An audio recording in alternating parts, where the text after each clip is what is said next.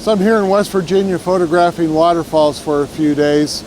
And what I want to talk today about is some of the tips for compositions of waterfalls.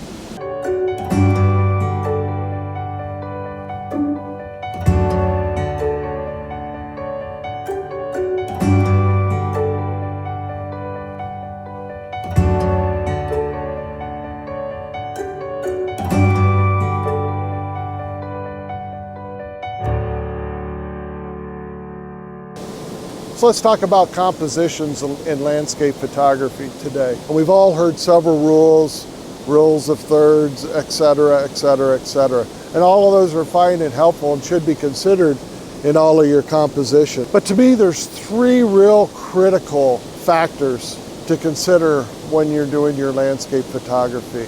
Number one is you've got to draw your viewer into your image using leading lines or leading elements, but something that pulls them in. I'm at a waterfall today, so it's going to be natural to try to use the flow of water as leading lines or leading elements to bring the viewer back to the main subject, which is the main waterfall. Number two critical factor is keep the composition balanced. Keep the balance from left to right, from top to bottom as best you can, so there isn't anything in there that overweighs the image from side to side or detracts from your main subject. And you may pick another subject within the image to balance your main subject, and that's fine. Be careful on its placement so that it does indeed balance it out and not detract from it. So there were cases here where I'll have boulders I'll have to work around that can either overweigh the image or get in way of the image and detract from what I'm trying to accomplish with any of the compositions I get here today. And the third factor is eliminating anything from the image that doesn't add to the image, at least the best you can in the composition. If there's rock formations that add to the image, for example, or plants that add to the image, include them in if you can. If they detract from the image, try to get them out of the image with your composition of that image that you're trying to get. Don't make the subject or subjects of your image compete with those detractions. So as you can see in this waterfall, there's a structure up at the top, and then you've got the cascades down running then, let's see, a little out of frame here. So you want to lead the viewer in with that leading line caused by the cascade of the water down here below. So in this instance, if I go in a landscape format, I think I get too much noise and too much chaos off to the sides here and over here. I could try to balance that out to keep the weighting the same side to side, but to be honest with you, it isn't all that interesting. So I'm going to choose to go vertical on this one to just eliminate some of that chaos and let the viewer that looks at it be drawn in by the running water and the line that forms to the main waterfall. I think I've got from this good leading lines all the way up. If you look at the back of the camera, the image all the way up to the waterfall, and it kind of zigzags through the picture with a couple opportunities to draw the viewer in. From the lower corner, of course, that pulls you into the top. The problem I have is this outcrop of rock is it's a little dark and heavy, and there's nothing on the other side that I can find to balance it with. So as you can see, I just moved a little bit to the right and I've eliminated that rock from the left side of the image. And that helps the balance left to right tremendously. I still have kept the leading line from the lower right-hand corner, meandering through the frame up to the waterfall. So I think that in and of itself is a better composition.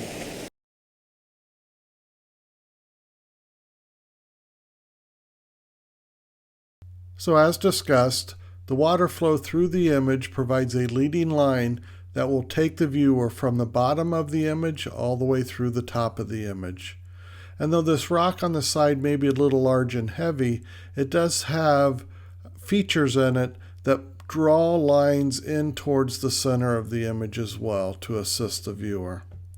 Then as far as balance goes, through the center, there's good balance between those two boulders left and right and all along the flow of the stream.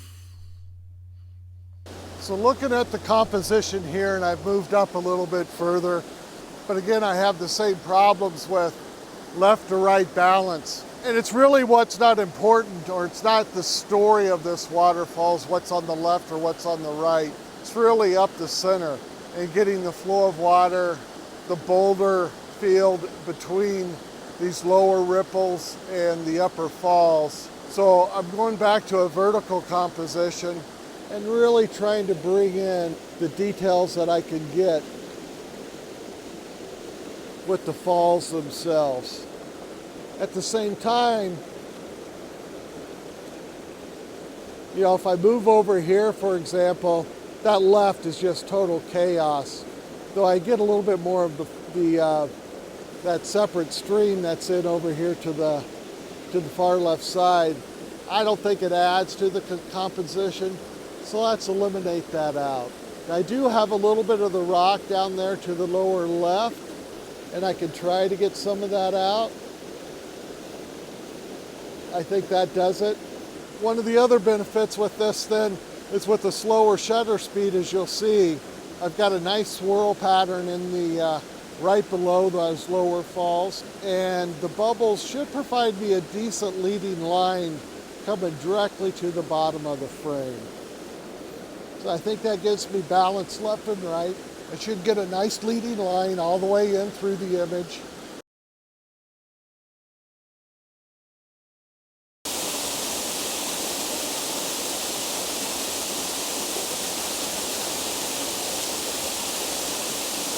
So shooting at this location's got a different challenge in that it's so tight and compact.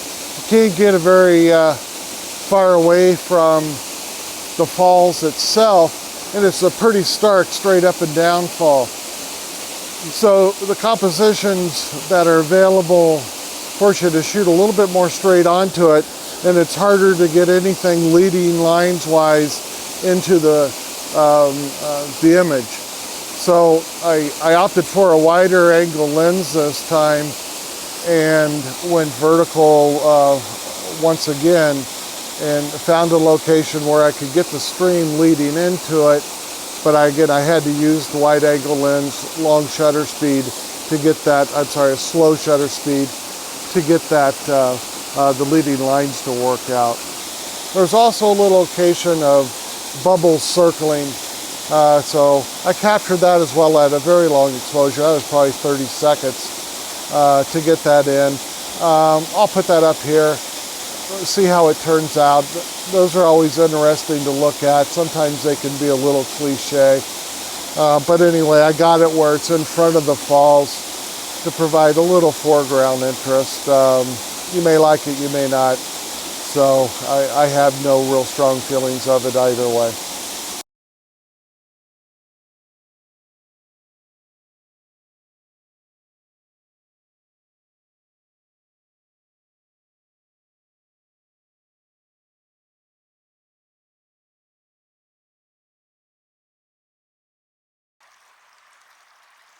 This composition is a lot simpler than the previous ones.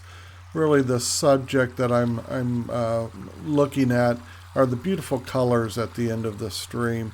And I'm using the stream and got towards the center of it just to provide that leading line into it, provide some foreground interest as well. One of the things that I wanted to do here to eliminate distractions was to keep the rocks separated as much as possible and not overlap.